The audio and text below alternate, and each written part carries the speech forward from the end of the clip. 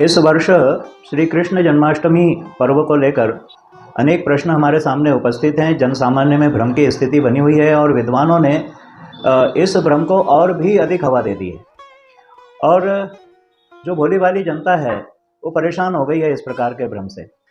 हर व्रत हर पर्व हमारा दो दो बार तीन तीन बार मन रहा है। आइए इस विषय में हम लोग शास्त्र के अनुसार इसका समाधान प्राप्त करते हैं। दो प्रकार के मत शास्त्रों में हमें प्राप्त होते हैं। पहला जो मत है वो स्मार्त मत है और दूसरा वैष्णव मत है। स्मार्त मत का तात्पर्य क्या है, पहले इसे समझ लें।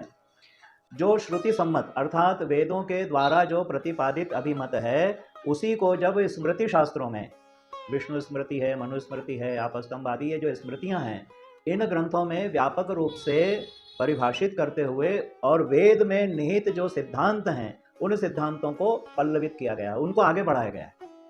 तो ये जो मत होता है इसको स्मृति मत कहा जाता है और लगभग 80% से अधिक जो जनता है वो स्मृति प्रधान मत को मानने वाली है, इसलिए स्मार्त कहलाती है। तो जो स्मार्त पद को मानने वाली जनता है उसके सामने तदनुसार व्रत पर्व और त्यौहार का निर्णय हमारे शास्त्रों ने किया है। इसमें मुख्य रूप से दो ग्रंथों का नाम विद्वान लोग ले लेते हैं। यद्यपि अध्ययन का अभाव और अन्यान्य जो ग्रंथों का अन्वेषण करना चाहिए वो आज के समय में है नहीं। सोशल मीडिया के ऊपर बहुत सारी चीज़ें हैं, लेकिन उनको यहाँ से वहाँ से जोड़ जाड़ करके और हम अपना अभिमत बना करके जब समाज में इस प्रकार से प्रस्तुत करते हैं तो स्थितियाँ बदल जाती हैं। अब जो स्मार्त मत है उस स्मार्त मत में व्रत पर्व को लेकर, अब जैसे जन्माष्टमी की ही चर्चा लें, विशेष रूप से आज का यही विषय है, तो इसमें क्या स्थिति है हम स्मार्त मत से पहले समझ लें। जिस समय भगवान का जन्म हुआ अर्थात मध्यरात्रि में हुआ, ये हम सब जानते हैं। देवकी गर्भ संभूतम, देवकी के गर्भ से भगवान का जब जन्म हुआ वो मध्यरात्रि थी, निशीथ रात्रि थी। निशीथ रात्रि का तात्पर्य, निशीथ का भी मान निकाला जाता है ज्योतिष के पक्ष से, और इस वर्ष लगभग 11:40 के बाद में निशीथ रात्रि शुरू हो रही है। तो जो मध्यरात्रि है, मध्यरात्रि में श्री कृष्ण जन्म अष्टमी, मध्यरात्रि में अष्टमी तिथि जिस दिन थी उस दिन भगवान का जन्म हुआ है। तो 6 सितंबर को ये तिथि हमें प्राप्त हो रही है। 6 सितंबर को रात्रि में 12 बजे मध्यरात्रि के समय पर, निशीथ रात्रि के समय पर अष्टमी तिथि विद्यमान रहेगी। इसलिए स्मार्त मत अर्थात 80% जो जनता है उस जनता को 6 सितंबर को जन्माष्टमी पर्व और व्रत ये दोनों मनाना है। अब दूसरा मत है वैष्णव मत।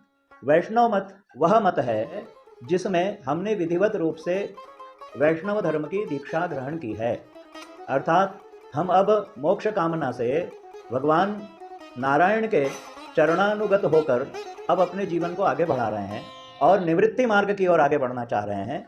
तो हमने उस दृष्टि से वैष्णव धर्म स्वीकार किया है, वैष्णव पथ स्वीकार किया है और उसमें हमने क्या किया है, विधिवत तुलसी की घंटी ग्रहण की है, दीक्षा ग्रहण की है वैष्णव मंत्र की, और हमारी भुजाओं के ऊपर शंख चक्र गदा और पद्म भगवान के जो ये चिन्ह हैं, इन चिन्हों को हम लोगों ने गुदवाया है, उसको अंकित करवाया है, दगवाया है। तो ऐसे जो साधक लोग हैं वैष्णव मतावलंबी, वे लोग भगवान सूर्य के उदय के समय पर जो तिथि होती है व्रत पर्व उस समय पर मनाते हैं। और इस दृष्टि से मथुरा वृंदावन आदि जहाँ पर वैष्णव बहुल क्षेत्र है वहाँ 7 सितंबर को श्री कृष्ण जन्माष्टमी का पर्व मनाया जा रहा है। परंतु ये क्षेत्र विशेष अथवा साधक विशेष वैष्णव धर्म को मानने वाले जो दीक्षित साधक हैं उनके लिए। बाकी अब यहाँ पर भ्रम की स्थिति कैसी पैदा कर दी गई है। कतिपय विद्वानों ने धर्म सिंधु और निर्णय सिंधु का एक वाक्य पढ़ लिया कि जिस दिन अष्टमी तिथि हो, रोहिणी नक्षत्र का उसमें संयोग हो जाए तो वो क्या हो जाता है, वो तिथि जयंती के रूप में परिणत हो जाती है। अब जो रोहिणी नक्षत्र है, भगवान का जिस समय जन्म हुआ था उस समय रोहिणी नक्षत्र विद्यमान था, अष्टमी तिथि विद्यमान थी। तो ऐसी स्थिति में रोहिणी का ये योग देकर और उदयकालीन तिथि को इसमें प्रदर्शित करते हुए और जनता को भ्रमित कर दिया है। अरे भाई, जयंती और जन्म में कोई विशेष अंतर नहीं है। जयंती किस लिए कहा गया है, रोहिणी से उसका संबंध मात्र बन जाने से अष्टमी तिथि का आप वहां पर लोप नहीं कर सकते हैं। अष्टमी मुख्य है, इसलिए दूसरे दिन 7 सितंबर 2023 को रात्रि में 12 बजे अष्टमी तिथि नहीं रहेगी, उदयकालीन तिथि रहेगी। तो उस दिन जो सामान्य जनता है वो कैसे भगवान का जन्मोत्सव मना सकेगी? हाँ, जिनके यहाँ पर प्रथा है, परंपरा है, उनके लिए कोई निषेध नहीं है, वो लोग मनाएं, लेकिन वो वैष्णव धर्म के होने चाहिए। अब सबके लिए इसको खिचड़ी कर दिया, परेशान हो रहे हैं लोग, इधर भाग रहे हैं, उधर भाग रहे हैं, किस दिन मनाना, गुरुजी कब क्या करना, ये सब प्रश्न पूछते पूछते भोली जनता को आप क्यों परेशान करते हैं?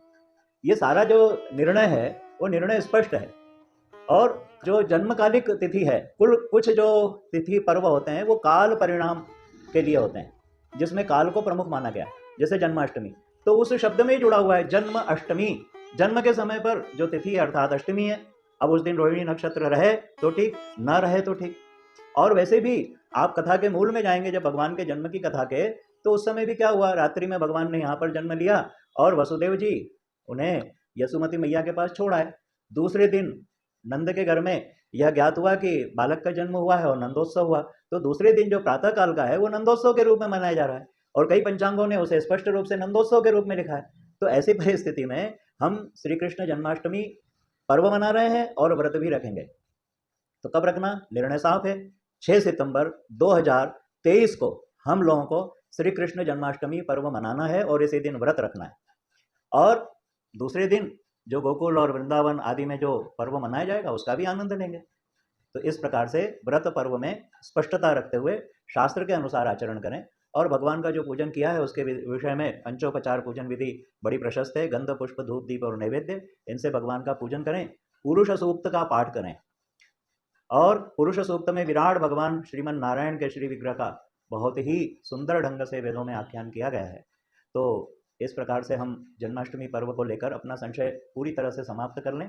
6 सितंबर 2023 श्री कृष्ण जन्माष्टमी। आप सभी को इसकी शुभकामनाएं।